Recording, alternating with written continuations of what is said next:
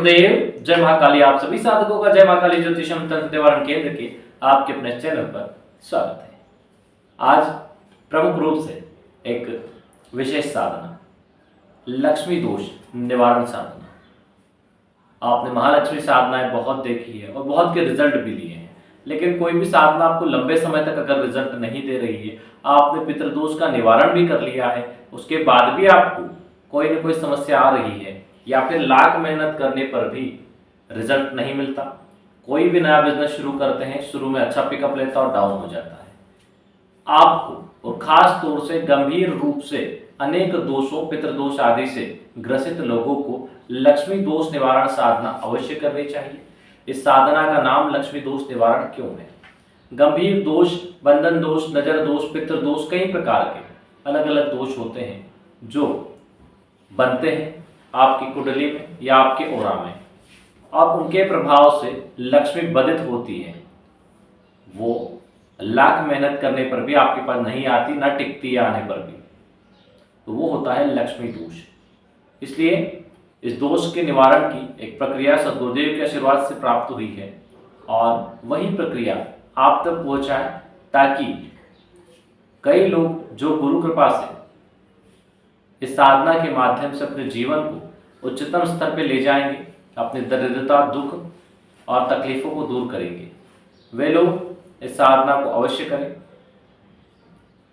साधना बहुत सरल और सहज है। कार्तिक मास के किसी भी रविवार को रात्रि 10:35 के बाद इस साधना को आप कर सकते हैं। इस साधना की प्रयोग विधि बहुत आसान है, इसलिए कोई भी कर सकता है। स्त्री या पुरुष बाध्य नहीं है, काम करेगा, कोई भी कर सकता है। बहुत से लोग हैं जिनकी कुंडली में गंभीर पितृदोष होता है। कई बार स्त्रियों की कुंडली में पितृदोष होता है, और बहुत सी जगह आपने सुना होगा कि लेडीज़ों को पितृदोष नहीं लगता, लेकिन अब तक हमने जो देखा है वो सबसे गंभीर दोष, पितृदोष अगर किसी बालिका की कुंडली में आया है तो यकीनन जब उसका विवाह होगा तो सामने वाले घर में भी पितृदोष गंभीर होता है और उनकी स्थिति बहुत खराब होती है। ये प्रैक्टिकल देखने में आया है, तो उन्हें भी ये साधना अवश्य कर लेनी चाहिए ताकि जीवन के अभाव, तकलीफों और दुखों को दूर किया जाए। जो लोग बहुत परेशान रहते हैं उन लोगों को कभी भी किसी गलत साधना या इतर योनि की साधना में नहीं जाना चाहिए। जो आर्थिक या मानसिक किसी भी रूप से परेशान है, उन लोगों को सदैव सात्विक और दिव्य साधनाएं करते रहना चाहिए जो माता महालक्ष्मी से संबंधित हो। महालक्ष्मी कौन है? जो आरोग्यता को देती है, जो धन को देती है, जो वैभव को देती है। और धन वैभव तो व्यक्ति तभी भोग पाता है जब आरोग्य रहता है। तो महालक्ष्मी की कृपा से ये सब कुछ प्राप्त होता है, राजसी वैभव। तो उनसे संबंधित जो भी साधना, जो दोष निवारण है, वो अवश्य करना चाहिए। हमेशा हमने कुंडली विश्लेषण को प्राथमिकता इसीलिए दी है ताकि कुंडली विश्लेषण के माध्यम से आप लोग अपने कुंडली के दोषों का समझ पाएं कि किन की वजह से क्या प्रॉब्लम हो रही है। ऐसे आप लाख उपाय, पूजा पाठ आप कर रहे हैं, बहुत सारा रुपया भी आपने खर्च कर दिया, लेकिन कोई रिजल्ट नहीं आया, तो कारण क्या है? उसका कारण एक ही होता है, और वो होता है कि आपकी कुंडली में बने हुए गंभीर दोष।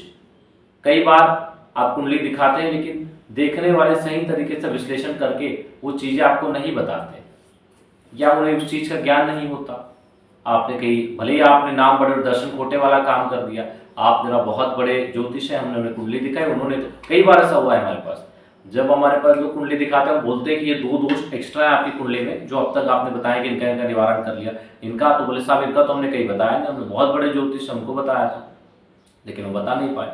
तो देखो, बहुत सी चीज़ें हैं जिनको वो लोग इग्नोर कर देते हैं। उसका कारण होता है उनको उनका उपाय ही पता नहीं है। उन्हें यही नहीं पता है कि इस गंभीर दोष का, अब ज़्यादातर लोग हैं कि दरिद्र दोष है कुंडली में, तो उसका निवारण कैसे करें। अब बहुत से लोगों को यही नहीं पता कि शनि राहु की युति से दरिद्र दोष है। कई बार हमने देखा भी है, फेसबुक वगैरह पे कई बार लोगों की हमने पोस्ट देखी है, कभी कभी देख लेते हैं, तो उसमें कई लोग कुछ और ग्रहों की युति को बता रहे हैं, कुछ और ग्रहों की युति को दरिद्र दोष बता रहे हैं। तो ऐसा नहीं होता। शनि बुध की युति को कोई दरिद्र दोष बता रहा है, जबकि वो प्रेत दोष होता है। तो कई बार ऐसा होता है, अनाड़ियों के चक्कर में आपको समझ नहीं आता कि आपने जो कुंडली विश्लेषण करवाई और जो आपको दिया गया है वो सही है या नहीं है। दूसरी चीज कि आप मान लीजिए दरिद्र दोष है, तो उन्हें पता नहीं होता कि इसका निवारण क्या होगा, इसलिए वो आपको बताते भी नहीं। ठीक है। अब बहुत से ज़्यादातर लोग जो होते हैं उन्हें ये लगता है कि शनि राहु की शांति करा दी जाए तो दरिद्र दोष निवारण होगा, हालांकि निवारण नहीं होगा, सिर्फ केवल उसका प्रभाव कम होगा, उसकी शांति से उसका प्रभाव कम होगा।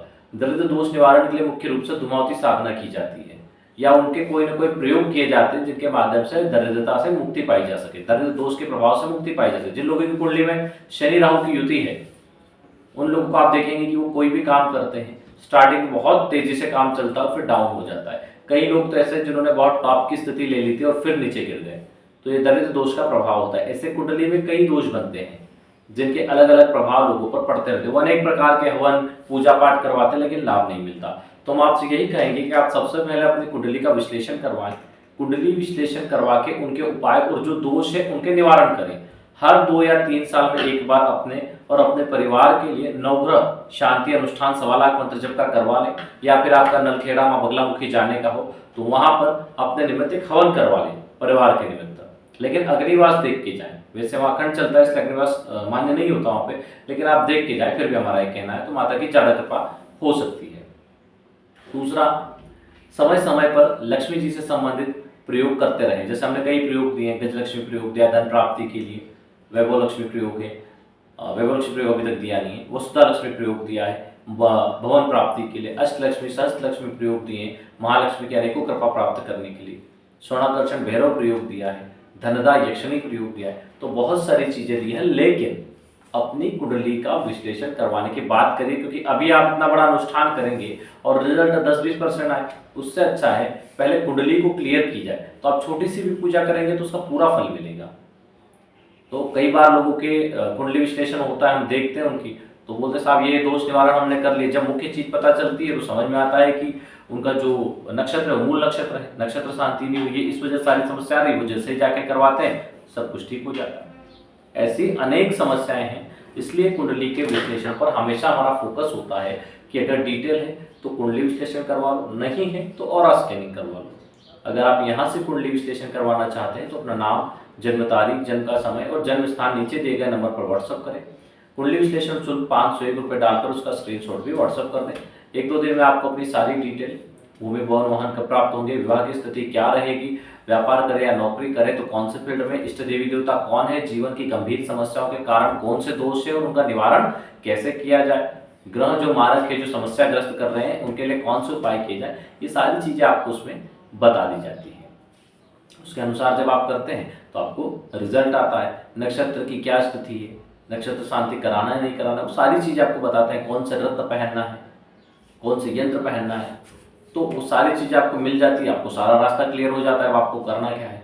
अब जिन लोगों के पास नाम, जन्म तारीख, समय, स्थान आदि की डिटेल नहीं है, वह अपने लिए और स्कैनिंग करवा लें। सर से पैर तक की फोटो खींच के भेज दें और सीधे हाथ की हथेली की फोटो, अगर पुरुष है तो स्त्री है तो उल्टे हाथ की हथेली की फोटो, उसका शुल्क 1100 रुपये, वो डाल के उसका स्क्रीनशॉट व्हाट्सअप कर दें। नीचे दिए गए नंबर पे, वही फोन पे पेटीएम नंबर और वही व्हाट्सअप नंबर है, तो एक ही नंबर पे आपको करना है। तो जब आप फोटो खींचे तो अंगूठी, ताबीज, जूते, चप्पल उतार दें, कपड़े पहनना है और फोटो खींच लें। तो इस प्रकार आप करवा सकते हैं। आइए मुख्य विषय पे आते हैं। पहले आप मंत्र को नोट करिए, फिर इसकी विधि आपको दे देते हैं। ओम ऐं पितृभ्यो दोष नाशय क्लीं ओम फट। इसमें सरस्वती बीज मंत्र और काली बीज मंत्र दोनों संपुटित कर दिए गए हैं ताकि दोष निवारण हो जाए। ठीक है। पितृदोष वैसे भी बहुत गंभीर होता है, इसकी वजह से कई बार परिवार में धन अभाव होता है, गृहस्थ सुख प्राप्त नहीं होता, शांति नहीं होती, क्योंकि पूर्वजों का आशीर्वाद नहीं होता। पूर्वजों का आशीर्वाद इसमें बहुत जरूरी है। कभी कभी अतृप्त आत्माएं होती है, ठीक है, तो वो रुष्ट हो जाती है, तो उस वजह से भी घर में अशांति का माहौल बन जाता है, व्यापार अवरुद्ध हो जाते हैं, चलता कारोबार बंद होने लगता है, आमदनी कम हो जाती है, खर्च बढ़ जाते हैं, परिवार के लोग जो दैनिक खर्च करना भी मुश्किल हो जाता है। तो ये सब पितृदोष के प्रभाव होते हैं। तो कार्तिक मास के किसी भी रविवार की रात्रि 10:35 के बाद इस प्रयोग को कर लें। उत्तरमुखी होकर बैठ जाएं और सफेद आसन बिछा लें, सफेद कपड़े पहने, बाजोट पर सफेद वस्त्र बिछाएं, गुरु चित्र स्थापित करें, गुरुदेव का पूजन करें, 1 माला गुरु मंत्र, 1 माला गणेश मंत्र जप करें। उसके बाद अपने दोनों हाथों के हथौले में फूल लेकर आवाहन करें अपने पूर्वजों का कि हे समस्त पूर्वज, आप लोगों में आशीर्वाद दें, हम यह साधना करने जा रहे हैं, हे पूर्वजों, आपके निमित्त हम ये साधना करने जा रहे हैं, आप हम पर प्रसन्न होइए और आशीर्वाद दीजिए एवं हमारे सभी अभी के और भूतकालीन सभी दोषों का निवारण करिए। ऐसा बोल के जो पुष्प है वो चौकी के ऊपर बीचों बीच एक ढेरी बनाकर रख दें। अब ढेरी बना के रख देना है आपको। ढेरी बना के रखने के बाद उसके ऊपर एक तांत्रोक्त नारियल रख दें और कुमकुम से स्वास्तिक बना दें तांत्रोक्त नारियल पर, और एक फूल की पंखुड़ी चढ़ा दें। फूल की जो ढेरी आपने बनाई है उसके चारों तरफ चावल की 4 ढेरियां बनाकर उस पर 4 हकीक पत्थर रख दें और कुमकुम अक्षत से पूजन कर समस्त दोष निवारण के लिए प्रार्थना करें। और इसके बाद चौमुखी यानी 4 मुख वाला सरसों तेल या तिल के तेल का दीपक जलाकर 11 माला इसी मंत्र का जप करें। जप करने के बाद माला सहित सभी सामग्री चौकी पर रखे वस्त्र में बांधकर किसी शून्य स्थान में रख दें तो पितृ दोष का शमन होता है, धन लाभ होना शुरू हो जाता है और घर में होने वाले कलह बंद होते हैं, अभाव समाप्त होता है। शून्य स्थान का मतलब है आप उसको ले जाएं, कोई भी सुनसान जगह हो वहां पर उसको रखाएं, पेड़ के नीचे कहीं पे भी रखाएं तो ये कार्य सिद्ध होता है आपका। आप चाहें तो उसको जल में भी विसर्जित कर सकते हैं, पर अगर कोई शून्य स्थान मिल जाए तो वहां पर रखाएं तो ज़्यादा उत्तम है। तो इस प्रकार ये क्रिया पूर्ण हो जाती है। तो चमत्कारिक क्रिया है जिसके माध्यम से आप गंभीर रूप से अगर किसी कारणवश कोई पितृदोष, मान लीजिए क्या होता है कि कोई परिवार में पितृदोष है और 2-3 भाई हैं, छोटे वाला भाई करना चाहता लेकिन बड़ा भाई विश्वास नहीं करता इस चीज़ में, भले ही वो अभाव उठा रहा है लेकिन वो उस चीज़ को नहीं करता, तो क्या हो जाता है कि उस बड़े वाले भाई के ना करने की वजह से बड़ी दिक्कतें आ जाती है, क्योंकि पिंडदान आदि क्रिया, नारायण नागबलि आदि क्रिया में बड़े का होना जरूरी है। तो बहुत सी बार कुछ पितृ रुष्ट हो जाते हैं ये नहीं करने की वजह से, तो वो दोष रह जाते हैं। लेकिन इस प्रक्रिया को घर का बड़ा छोटा कोई भी कर सकता है और जो करेगा उसको अवश्य ही ये लाभ देंगे, उसमें उसके पितृ प्रसन्न हो जाएंगे। तो इस प्रकार आप इसका रिजल्ट ले सकते हैं। नारियल कौन सा? इसमें तांत्रोक्त नारियल, बहुत सारे नारियल, तो अपना श्रीफल होता है नारियल, एक लघु नारियल होता है बहुत छोटा, एक एकांशी नारियल होता है और एक तांत्रोक्त नारियल होता है जो हार्ड होता है। तो तांत्रोक्त नारियल का इसमें प्रयोग किया जाता है। प्राण प्रतिष्ठित तांत्रिक नारियल, इस निमित्त जो इस साधना के निमित्त जो प्राण प्रतिष्ठा किया गया है वह नारियल इस्तेमाल करेंगे तो आपको जरूर लाभ होगा। वैसे कहीं भी मिल जाता है, प्राण प्रतिष्ठा की सामग्री हमने चैनल पर दी हुई है। चलिए आज के लिए इतना ही। जय गुरुदेव, जय महाकाली।